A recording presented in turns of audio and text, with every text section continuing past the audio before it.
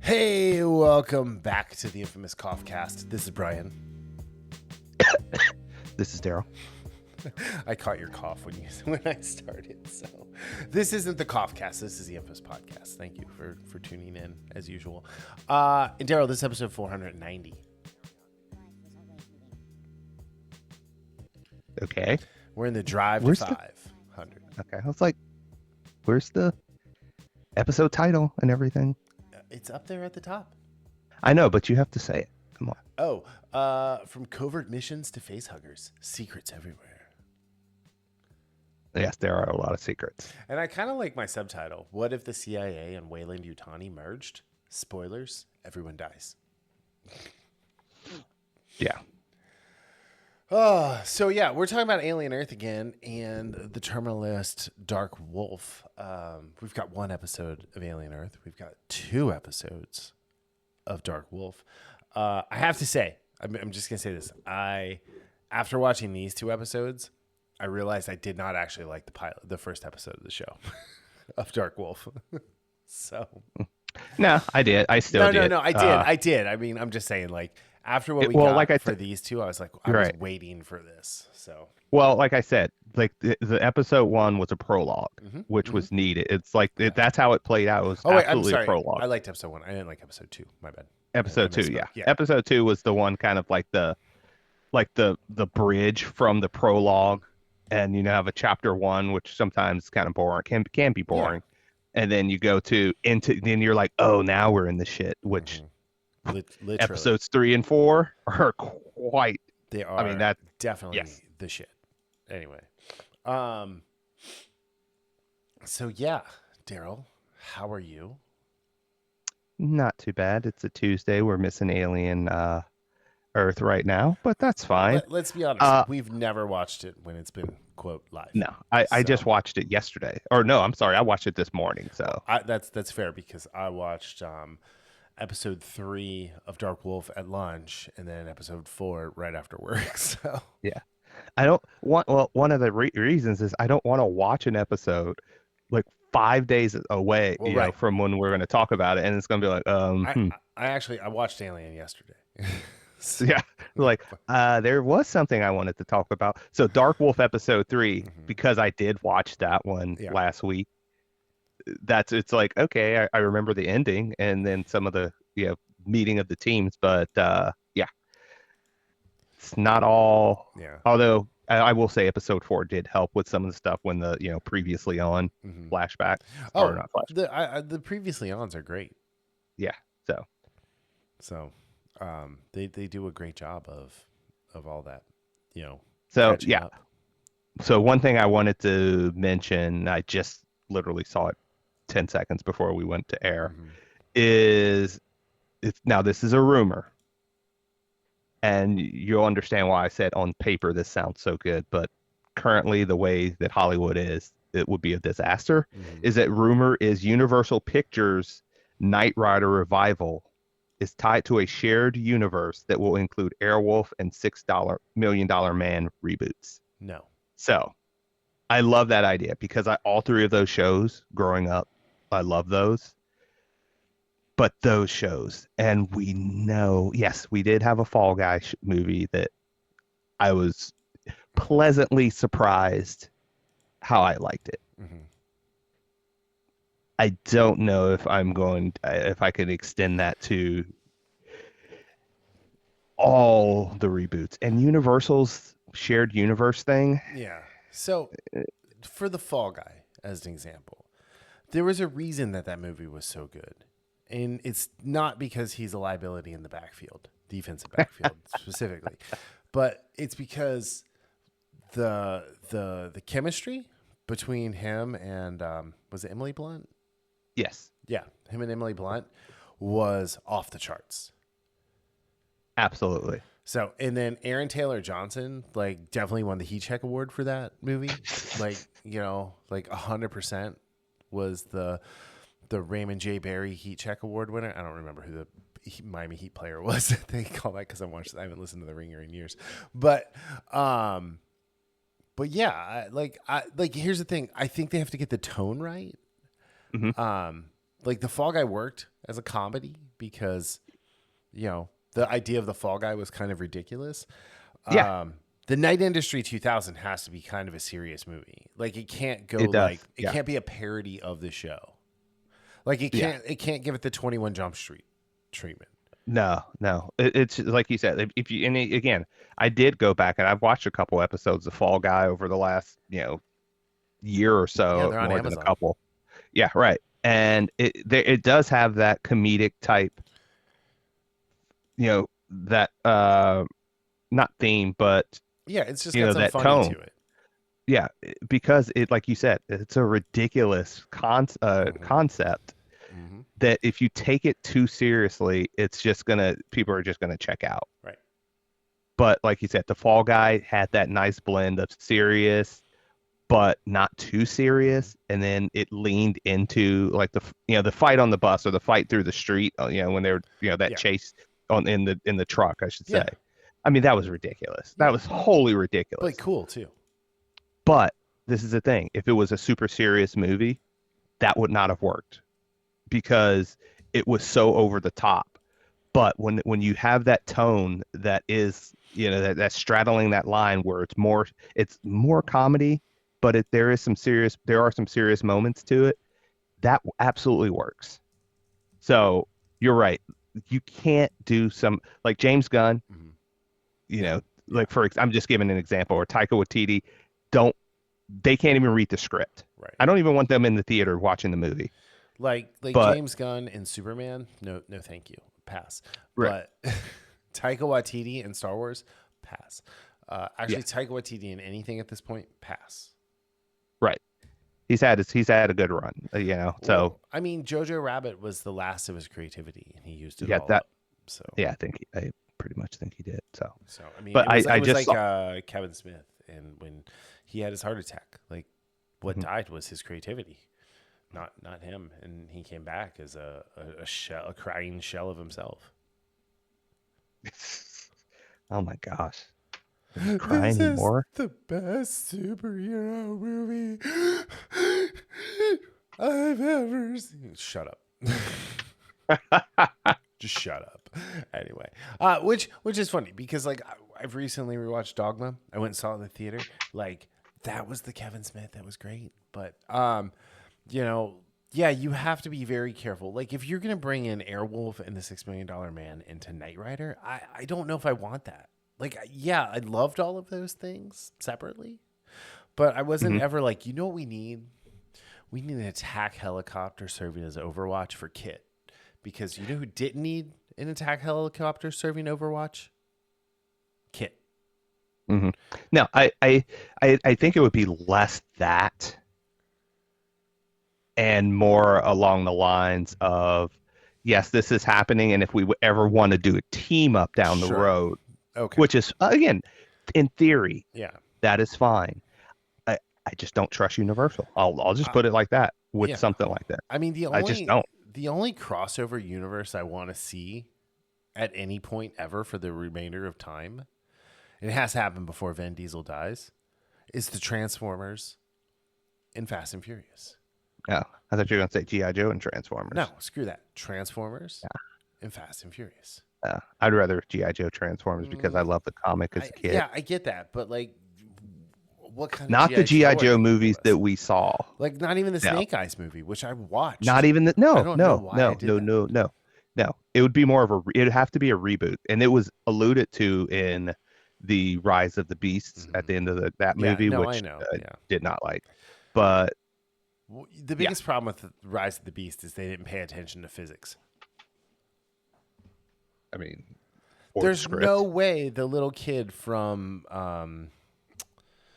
Twisters is like holding Optimus Prime by his pinky, and not getting sucked into the black hole as the much larger in mass robot is being sucked into, or whatever, the singularity.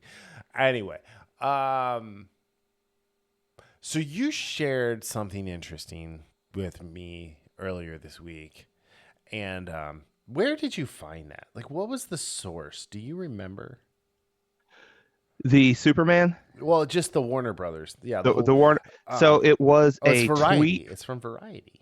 Yeah, I was about to say it was a Okay. tweet, like from box office, but I wasn't sure where they actually got So, it. so the link is to Variety. So, but I want to Okay. read just what this tweet is. It says, after Conjuring last rites, Warner Brothers makes box office history with 7 consecutive movies over opening above $40 million. Warner Brothers has generated approximately $600 million years to date in theatrical profits, including Sinners, $60 million, Superman, $125 million, and we're talking profit here, not okay.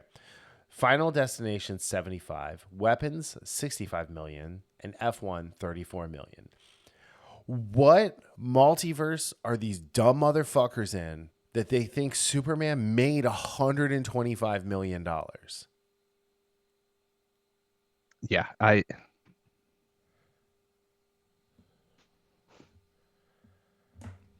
what is the phrase? If you believe that, I have some beachfront property in Iowa to sell you. Oh, Nevada. Iowa, Yeah. it's a But I mean, like, cornfield. I know, but Nevada will probably have beachfront property at some point soon. So, Yeah, Iowa won't. So, but the point, it's like, really, guys, are we really believing this? That a movie that won, are we believing that, what was the purported budget for this it was like, it said like 250, I think. with our reshoots? Oh, tons of And reshoots. then if you add in and then you add in the It was marketing. 225 according to this. But that doesn't Okay. count the reshoots. That doesn't count probably the $300 million they spent on marketing. That doesn't count the theater's cut. So it's No, total. It's total box office. It's Yeah, it's 614 million. So and that's the total box office. right. So say they made it for 225, right? Mhm.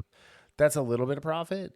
Like, they get like half of that. So they made 75. So, okay, cool. But like, you don't count any of the other things that go into that. Like, this isn't counting profit. So like, okay, it's 225. Now let's say in reality, it's probably closer to another $100 million that they spent on the movie to just make. And if you're being just for shits and giggles, say it's 300 million. Yeah, that's not. Yeah, just like, Yeah. okay, Right so around that. Yeah. We'll say they spent another 75 million, so it's Yeah. 300 million. So just from the box office, it only made 14 million in profit, if that's the case. Mhm. But that's not the case because there's more that goes into that because the investors also have to get paid back too. And did we bring in the marketing budget yet, or did you figure that in when you were talking the about marketing that? budget? If we'll go super conservative and say they spent $100 million on marketing, they've lost $120 million at this point.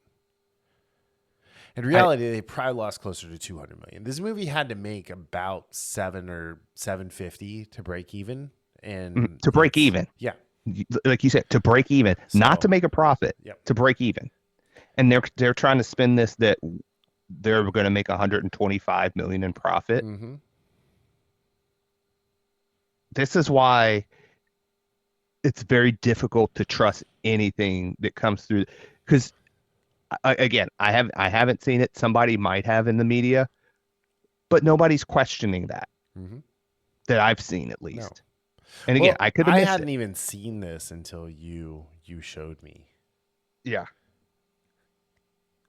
And something like that, like, even if you only know a little bit about a little bit, you're going to be like, are you sure? Mm-hmm. Like, even if you know at least about marketing budgets, and come on. Right. We did, like, this movie is not making 125 right at this moment. Now, if you want to count, maybe they counted pre-orders of digital sales and threw that in there or something, because I think it's doing pretty well with digital, which I expected it would. Yeah, But I mean, like, is it though? especially, do we know that?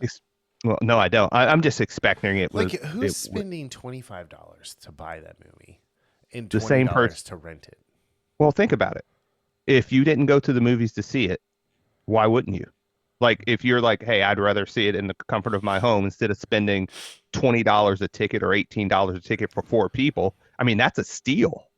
Yeah, I Like guess, one of but my coworkers at work, he did that, and because I mean, he has two kids, and a wife, so that's four people. And again, it was what, $20, $25 it was versus, $29.99 for the first like 30 days or whatever, or 2 but weeks. I 14 mean, days. the people like that with the families, they save a ton by doing that. So this is 35 days. It came out 35 days after it was in theater. So there are a lot of people, and again, there are people that love the movie too. Yeah. So, but I mean, I feel like we didn't hate the movie necessarily. I didn't hate it. I But was like, you know what? I yeah. wasn't mad. I was just disappointed Right. that Superman can't win a fight. No, not even a little bit. So, but going back to that, I can't see in any world where this, maybe it's in Earth 2 that it did make $125 million profit, and that's what they're banking on. It's on the Bizarro Earth. Yeah, because on this Earth Prime, it did not. Yeah. Anyway, I can't find the article. But yeah, I don't know. It's just one of those things that, like, I wanted it to be good. Unfortunately, all my worst fears were like realized immediately because of James Gunn. Mm-hmm. Yeah, well, and that's the thing. I mean, we were talking about this yeah. when it was first announced. Is James Gunn going to be able to get out of his own way? No, he's not. And he couldn't. He really couldn't. I mean, I only made I'll be generous and say 261 million overseas. Mm-hmm. That's the rest of the world. You know how you make $1 billion movie? You make $700 million overseas and $300 million at home.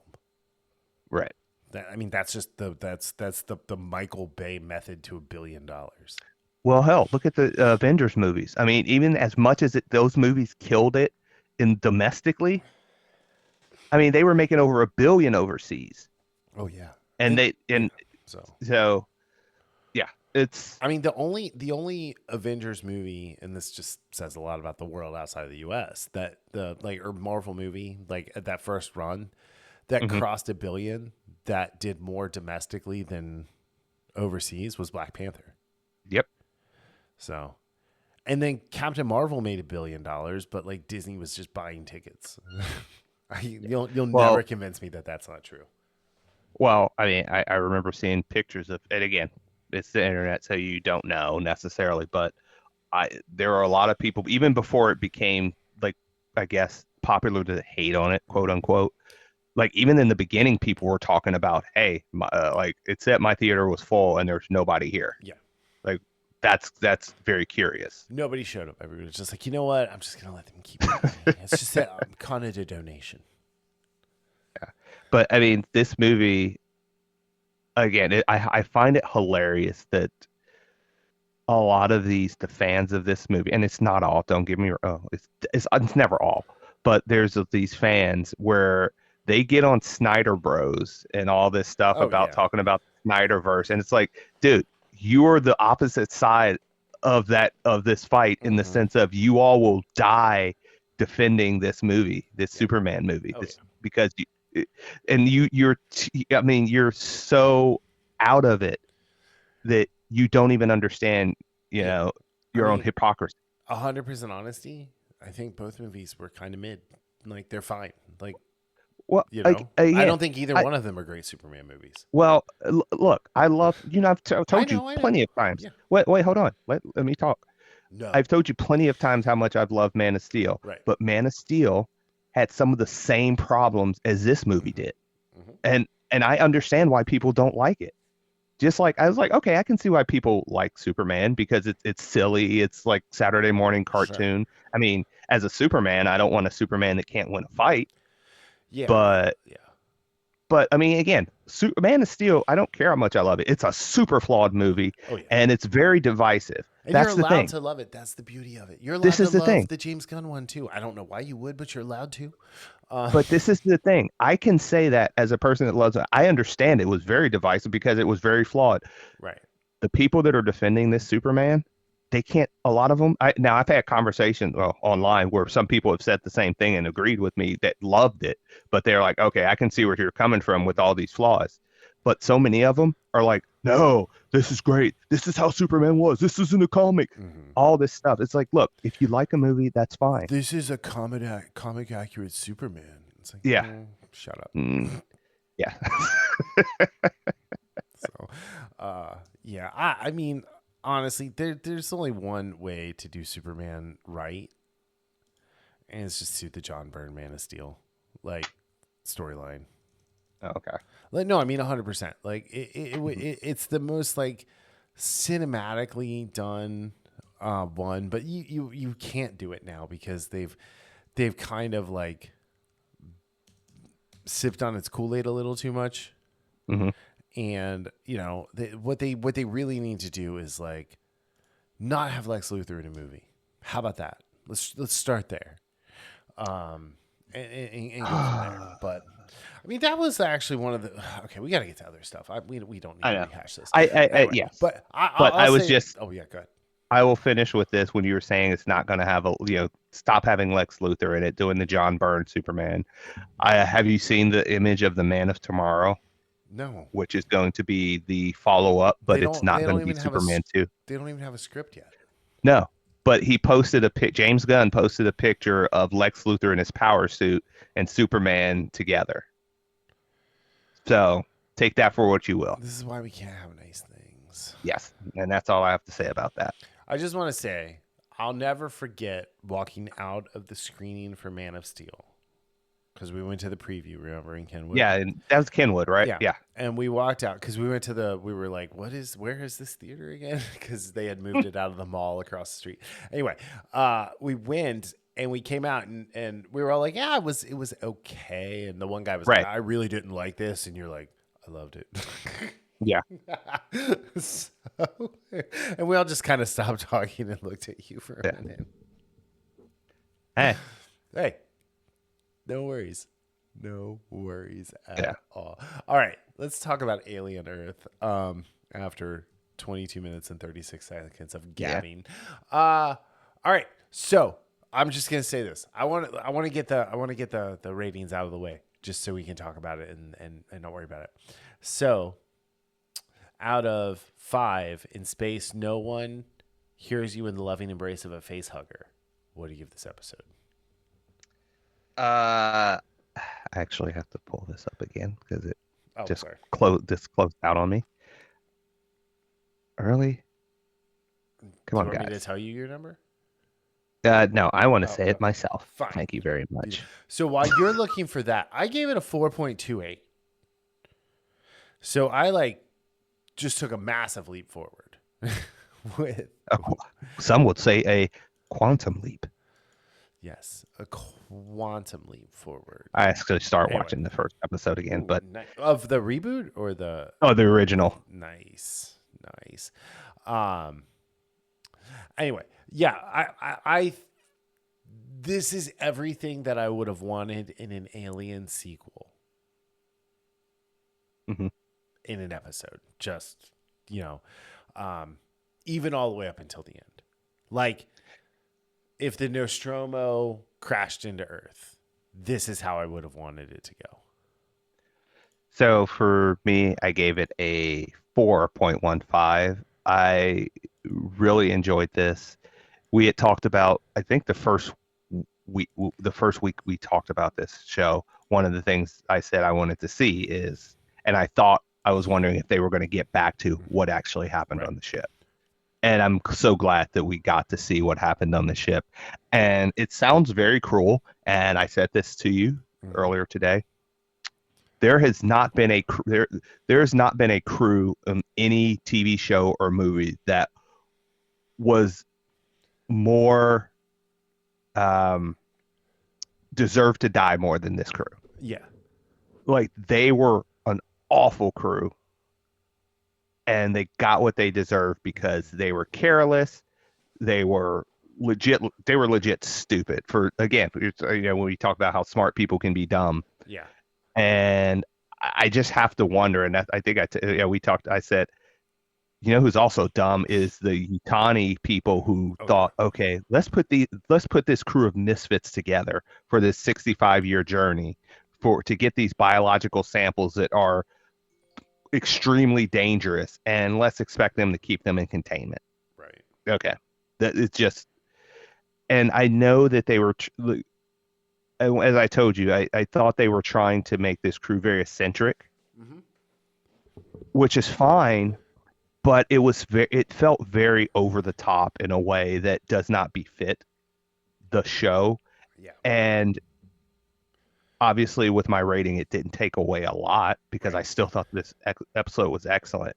But there was something about this essence, the eccentricities of these characters that just kind of, for me, was just like, it was eye rolling to me, as well as their incompetence. So, yeah, but I agree with you about the crew. When we were talking earlier, I compared them to the crew of the Bear in the restaurant. This is a really important mission that they sent them out on to grab these samples, and you sent a guy who you obviously didn't vet because he started sabotaging the ship on the way back.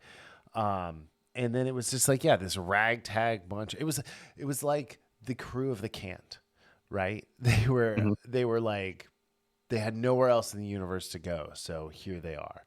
And the Cant is a crew that just got thrown together, not a crew that was picked for this big mission, So, but that's a very good comparison because they like everything was against them, and they were like, okay, well, the only reason we're together basically is because everyone. I'm not even talking about the original. Oh, the Cant, the Cant. I'm talking about the Cant altogether. Yeah. I mean, like, because they were misfits, and like Ade was a huge misfit, and Holden, and the XO who, was standing in dirt naked. So, I mean, hell, Amos is a sociopath.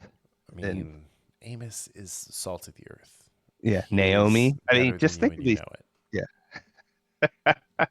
Anyway, Naomi. I mean, freaking Alex. Come on. But no, I will say this. I think Morrow might be the most manipulative person on TV currently, maybe in the last decade. Okay, I don't know if I'm going to go that far. I said maybe.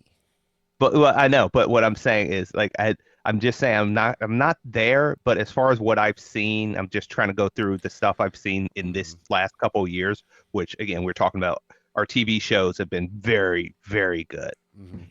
He's very similar to Helen Mirren from Mobland. Yeah, like her character. I just mean manipulative. Like, I know. But I get what you're saying too. Like, she's great.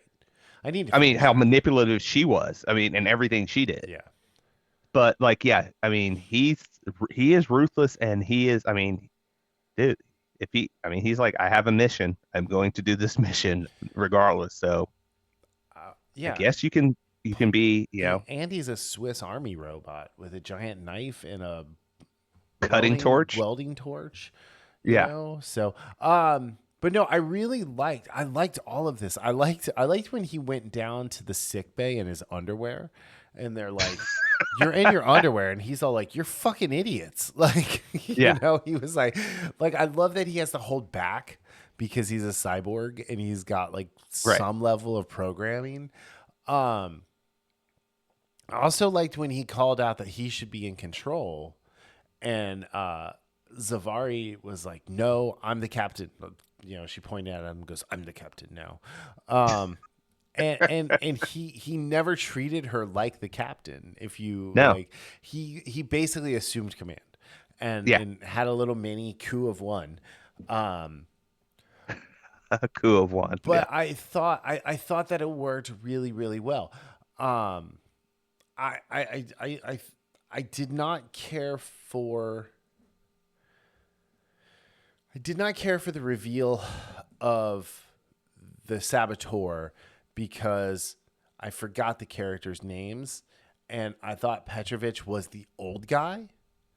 And that when he was talking to Kavalier in the video, it was like from years ago because he talked about being out there for 65 years. And I got confused. So, well, we haven't spent a ton of time with these characters. So, I mean, no, we haven't. It's we've gotten little before flashes. This, it was like 3 minutes. Yeah, or something. We've gotten flashes throughout the first 4 episodes. I loved the end with him talking to Yutani. Right. And and then he's like, "Oh no, I'm gonna get," because she's like, "Oh, well, we're gonna negotiate." And he's like, "No need. I'm gonna go get them, and I'm gonna kill the Boy Kavalier." And I love that addition right there. Yeah, that was so cool because like somebody definitely needs to kill Kavalier. But like when Petrovic was talking to Kavalier and he's like, "Oh yeah, well, what if I don't survive?" He's like, "Sucks to suck." Yeah. So it's like, oh yeah, I hope one of 3 things happen to you. 1, the eyeball thing gets you because that's terrifying. 2, a facehugger gets him, or 3, Morrow gets to him and uses the torch. Well, just a combination of all 3. Yeah. I found that the 2 most fascinating things from this episode for me was, 1, speaking of Morrow, like the flashback of him sitting on the beach with his daughter, I guess that was. Yeah. That was because that humanized him in a way, and then like to your point about the manipulation, it's like, man, that is like that actually kind of makes it worse. Yeah. But also whatever the grudge match between Eyeball Alien and the Xenomorph. Right? I want to know that story. The Xenomorph freaked out. Yeah. He was like, "No, I don't want any of that smoke. I'm out. I'm out." I was like, wow. I got to go. And it was like, it was trying to get past the exoskeleton. It was like, and that sound, okay, I know you love sound design, so you had to have loved this. The sound it made when it's bouncing off the Xenomorph, because it was like that. Yeah. Like, so cool. Yeah, that was fascinating to me, and I don't know how much more we're gonna get, or if we're gonna get the story, or I want to know more about that, like rivalry or whatever it is. I think that could be a whole show onto itself. The eyeballs versus the Xenomorphs. The eyeballians. So I really like this episode because it touched on like the biggest question I had coming into this week because of what we got in episode 1. The snippet of, we meet this crew, and then it's like after the code open, they're all dead or what have you. So I did like that, and then just some of the questions, like I said, this whole alien versus eyeball thing, and watching Morrow basically tell the new Yutani, okay, we're doing it my way. Oh yeah, and she was like, "Cool, let's go. It's fucking especially when you say he's gonna kill Kavalier." So the reception for this episode has been super positive. I don't know if you looked in any of the reviews or anything like that, but I did not. Like they're like, this is an homage to Ridley's original Alien, but there was a couple of them were like, this is the most alien thing that has been shot since Alien. And even counting Aliens, which I know most people love Aliens more than Alien. I'm in that. I'm not in that camp. Alien. Yeah, it's just like you don't like Blade Runner.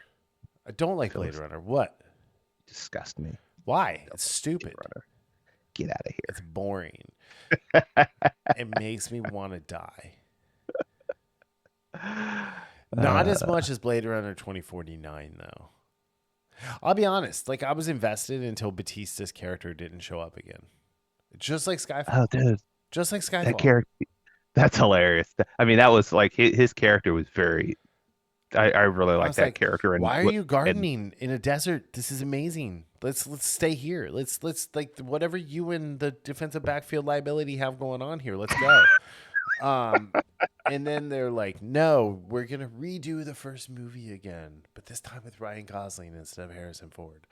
And it's just typical, like 2049 is just typical Villeneuve, like just beautiful, boring, vacuous, vapid, superficial shit.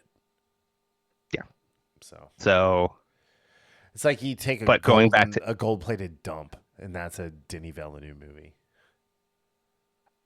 you just don't appreciate art, good art. I That's do okay. appreciate good art. Yeah, that's okay. So, We're not all perfect, you know. We're not all salt of the earth better than you, and you know it. I mean, you said it. I didn't. I don't have to say it because other people, everyone says it. Sports Okay, Becky Illustrated Lynch. said it. Stepping on my joke. What's wrong with you? I'm gonna start making Jen call me my hot husband. You got to make her learn the Irish accent. No. She can't do accents. You're like, no. I'm like, no, absolutely no, not. Please no. It all sounds Jamaican, like or like Italian, like Mario. Like she's doing the Duolingo to learn Spanish, and I swear to God, half the time I swear she's speaking Italian because she does it with an Italian accent. Take me to the biblioteca. ¿Dónde está la biblioteca? Puedo ir al baño. To trabajar en la coche. Oh man. Do you work on the car? So anyway, that was a horrible Spanish. I apologize. I'm severely out of practice. But yeah, no, this was a great episode. Certainly better than anything Denis Villeneuve would do. So yeah. All right. Are you ready? How many? Yeah, how many more do we have of this? That was 4. So we got well tonight is well no, that was 5. No, wait a minute. Was that 5? Was 5. That was 5. So we have 3 to go. The Fly, Emergence, and The Real Monsters. Are we gonna get like help me with the Fly? Help me. No, it's gonna be like the gingerbread man. Eat me, you're a monster. All right. On that Shrek note, all right, the terminal list. Good grief. Dark Wolf. Somebody needs to learn how to turn off their phone.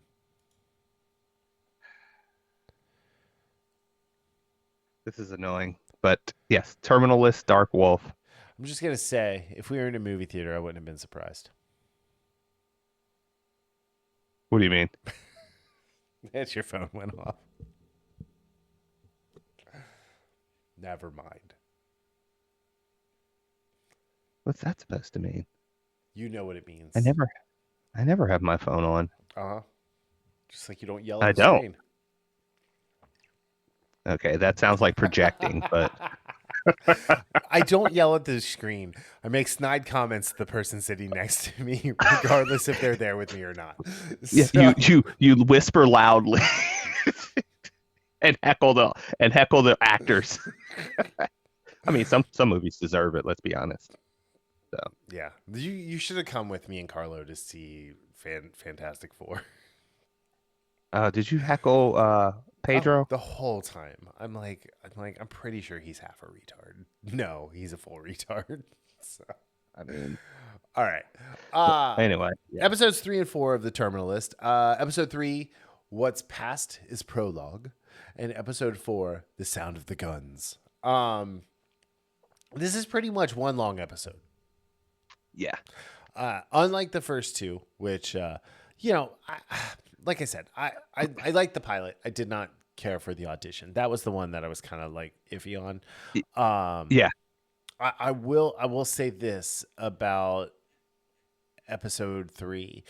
Man, I thought we were gonna get Michael early for a lot longer than we got in this show. Me too.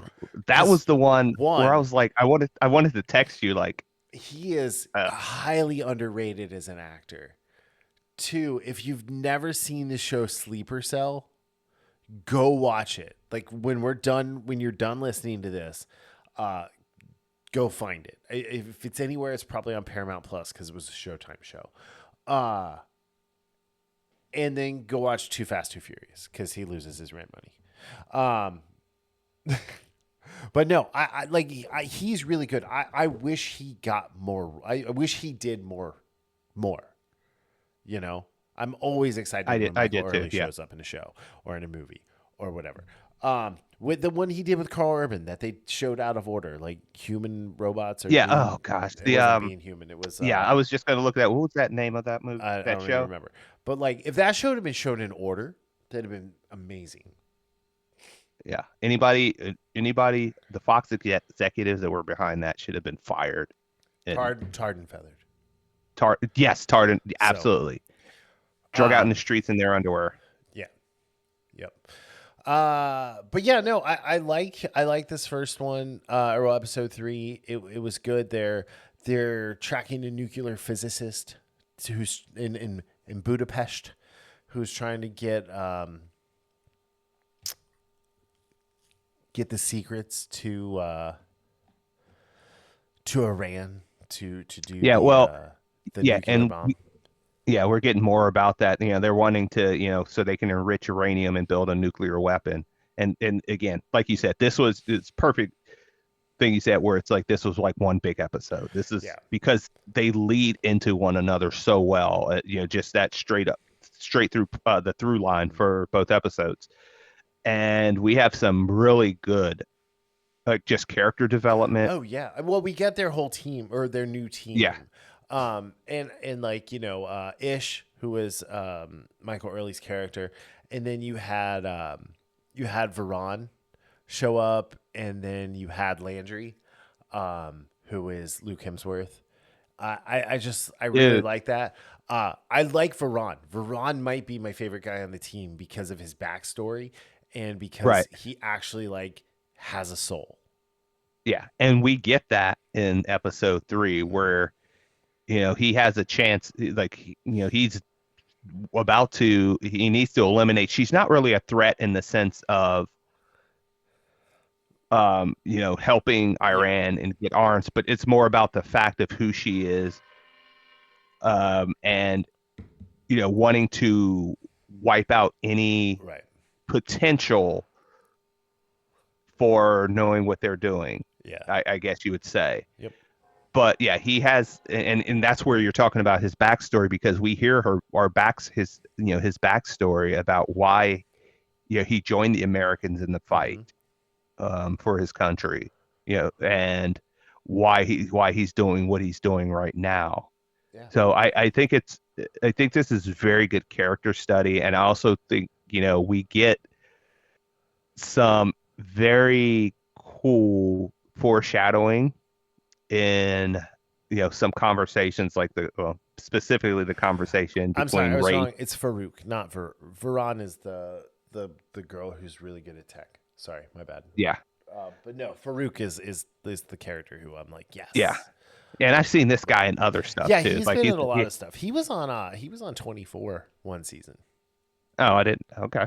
Yeah. So what I was talking about is the conversation between you have between Ben and Rafe I think early in episode 4, where he's like, dude, I think you're not thinking with your right head, and that comes to bite Ben in the back, so to speak. Multiple times. Well, so this first episode, they do the transfer. Farouk is his cover is blown. And you got a bunch of shit kickers, to use their word, coming around and trying to catch him, and he's getting away. Landry saves him at the last second, which is cool. And then they're just kind of tracking one of the guys, and Ish ends up getting killed on a bench, and that sucked. Yeah. But then Ben is like, I'm on it. I'm hunting. Like that was so great. Like when Tim Riggins is like, I'm hunting, you know, and Haverford's like, wait for me. I'm 2 minutes out. Wait for me. And he doesn't. I thought we were going to get this huge John Wick scene on the train. Like with like some big fight, like, you know, and I'm glad we didn't. I'm glad he pulled the Indiana Jones. Right. Because it's not about fair fights. It's about, this is what the terminal list does. It does a good job at. It's about who's alive at the end of the fight. Right. Because again, we're going back when we were talking last week about the car, you know, the shootout with the car with Chris Pratt and Jack, and the author Jack Carr, which was awesome. Yeah. And this is the same thing. You know, it's just, you know, I'm watching my westerns, you know, going back and watching westerns, and Ben just gets the draw on him, and then just air holds. Well, he doesn't even get him. He doesn't allow him to close the distance. That was the best part about it, because like the guy had the little dagger, and you know, it's like, oh, that's a great knife.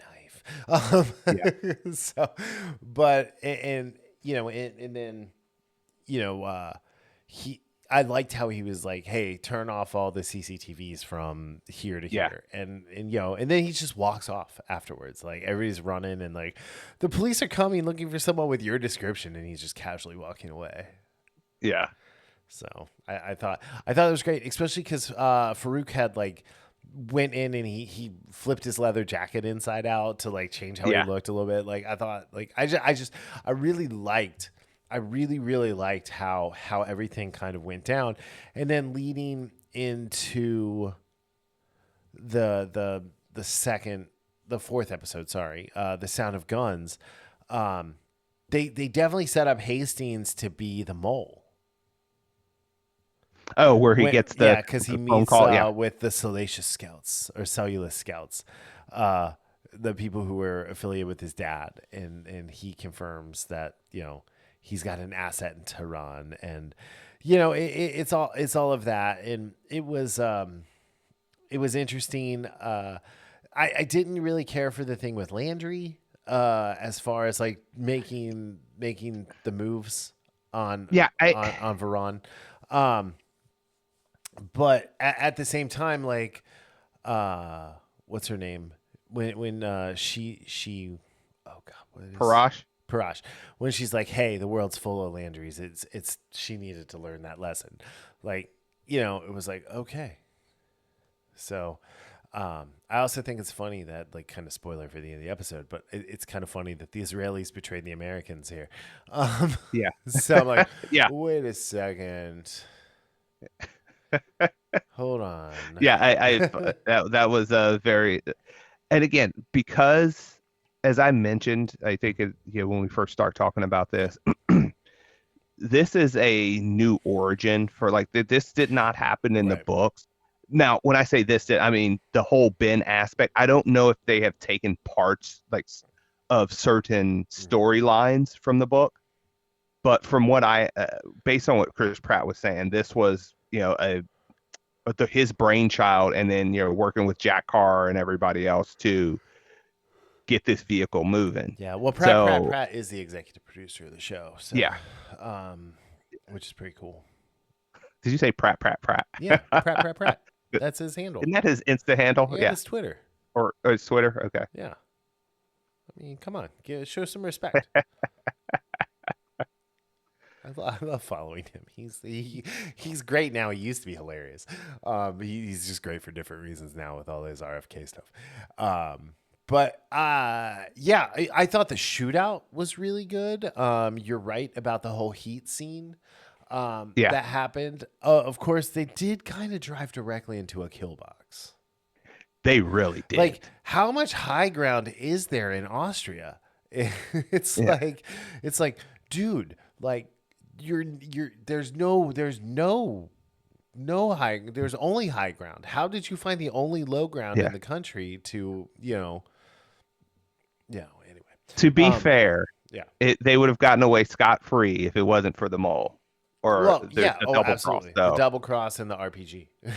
Yeah. So I know, it's like RPG. Or I love how they cut to Jed and hearing that on the phone. yeah. Well, That they was did the same I thing when really Ish like that. died. Yeah. So it's kind of a thing that they're doing where it's like, hey, we're Yeah. not going to show all of this action. We're going to listen to it. And I like that. Yeah. The theater of the mind. I like that. Yes. So, Theater of the mind. but yeah, no, I will say you made a point 2 weeks ago when we were talking about this before we talked about it on the show. This is like this is like the Terminalist, like the latter season of Reacher, like some of the other like shows that you know that they really are invested in. The production value of what we've seen in these 4 episodes might possibly be the best work Amazon's ever done. You know, I mean, just thinking about, and again, that's some high praise, Yeah, but I'm yeah. thinking about it. I I contend, like, right now, Yeah. I can't disagree with that. Honestly, it's been fantastic what we've seen production wise. So, I also think, just pointing out, like, we're rewatching Friday Night Lights and watching this, so seeing Baby Riggins and Navy SEAL Riggins, like, is really fun. Yeah, I just expect Texas him forever. to turn to Haverford at some point and say, Texas forever. That's all. You and me, 6. I'm telling you, if I ever see him, I don't care where. I'm just going to be like, Texas forever. That's not what I'm going to say to him. I know what you're going to say. Oh, so you'll steal a cripple's girl, but you won't fight a cripple? You're a coward, Riggins. You're a coward. It's just like if I ever meet Joshua Jackson, I'm only going to call him Pacey until he gets super annoyed with me, and then I'm going to start calling him Charlie Conway. Or Spaz. Well, actually, I'll just call him Charlie Conway with full name. And then he's like, all right, dude, it's Joshua. I'm like, sorry, Spazway. See, I think of him in Fringe. I That never watched character, Fringe. Peter. Oh, I love that show. I started to watch it, remember? And I think you told me I could just actually skip the first season and just go to the second season because that's when the story actually starts. Somebody told me that. But then they took it off whatever streaming service I was watching it on. Yeah, So yeah. I've never even looked for it ever again. So I know it's like one of those shows I should watch. Yeah, that's one of those I want to get, like when it gets on sale or something. The I want to Blu-ray. get the Blu-ray. Yeah. I want Westworld to come out. Okay. Let's rate this one. Let's put a button on this, as they would say. So out of 10, wood chopping like Steve Rogers in the woods. What would you Wood give chopping this? like Steve. I give it an 8.2 out of 10. Nice. But to your point, I really liked episode 1. I thought episode 2 was fine, but as we go forward, and if what we got continues, episode 2 is going to be the black sheep, if you will, Yeah. of this season. So, Yeah. and it is so far. Yeah. Well, And you gave it an 8.1 for the first 2 episodes combined. But that, I think yeah. I said that was mostly because of episode 1. Oh yeah, like episode 1 was like a 13, and episode 2 was like a 6. So, but no, yeah, that's cool. Yeah, I gave this one a 7.88 out of 10. I liked both episodes pretty much equally. I think it's really good. Just for reference, I gave a 7.68 out of last week, so out of 10. So I'm also trending upwards. I toyed with the 8. I was toying with an 8, but I was like, it's not quite an 8 yet. Mhm. But it could easily get there. And we've only got 3 episodes of this one left. And to your point, especially with what we got, these 2 episodes, and again, don't know anything about the books and the characters of Rafe in the books. It does seem like he's primed to get airholed by Ben. Oh yeah, I mean, well, we learned that. I mean, Ben turns at some point, So Well, and but what does turn mean? Because again, Well- because Yeah, so that's the thing because in Terminal List, he's like, I didn't know they were going to go after your family. Right. Yeah, when he tells Pratt. Yeah, but he wanted to go after Reese. Like he wanted to go So after Reese. Why? so what? Like hopefully we Why? learn. Yeah. Yeah. What are we going to get? Yeah, Well, because that's not a lot of time to. honestly, like if they gave us another season of this show and kept Haverford around for a while, I'm not going to complain. I like Tom Hopper as an actor. Hooper. I'm Hopper. not. Heaper. I'm not gonna. I won't complain either. But yeah, I don't know. I think the week of the 24th, the when this one, because the Alien wraps up on the 23rd. Mhm. Like we should record on that Wednesday so we can watch both of those because I'm gonna be gone for 2 weeks after that. Oh, okay. So in Hawaii. Oh, I didn't know you were going there. Yeah, we're going to Maui for 10 days. Oh, you're going to see Maui from I'm gonna rap at him like Lin-Manuel Miranda's chicken. Hey. So you're welcome. Anyway, yeah, I like honestly, out of all 3 of these episodes that we watched, I was over the moon about my TV viewing this week. Over the moon. I abandoned watching the second season of Wednesday, by the way. Oh, we haven't even started that. I just let Jen. I watched the first episode, and she's like, "Are you interested in watching anymore?" I'm like, "No." Did you watch season 1, right? I like season 1 a lot. I like season 1 a lot. I finished season 1 before Kidbot did. Okay. So yeah, I it's one of those things I want to get to. I just again, I'm watching The Dark Wolf. I'm watching Alien. This, and it's like it's maybe one day. Yeah. We're gonna probably watch Untamed next. So. Oh yeah. On what's it called on Netflix? Yeah, because it's only like that's a limited series. It's no, I think it's gonna come back.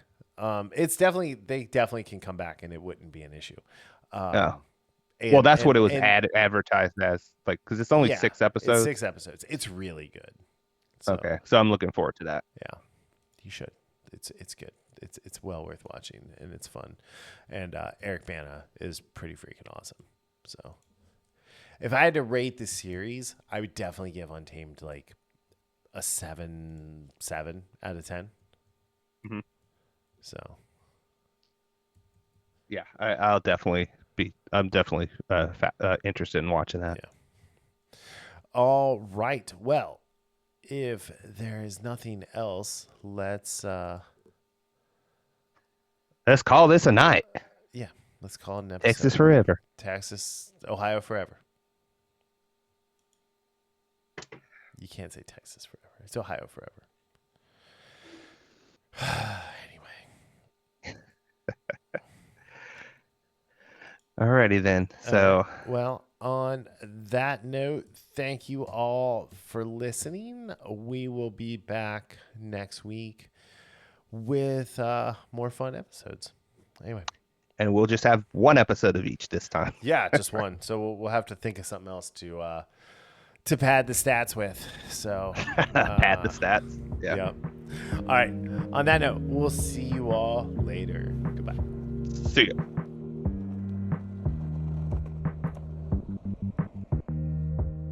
The Infamous Podcast is recorded in Kings Mills, Ohio, just north of Cincinnati. You can find new episodes every Sunday on Apple Podcast, YouTube, Spotify, Google Podcast, our website, or anywhere podcasts are downloaded. This show is hosted by Daryl Jasper and me, Brian Tudor. To find more information about the show, visit us at infamouspodcast.com and follow us on Facebook and Instagram at Infamous Podcast to keep up with the show.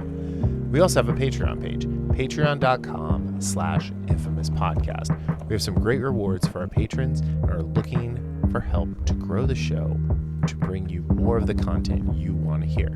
Music for this podcast is provided by Michael Henry from meetmichaelhenry.com. So, whenever you're listening to us, have a great day, night, evening, weekend, whenever it is, and we'll see you next time. Thanks for listening.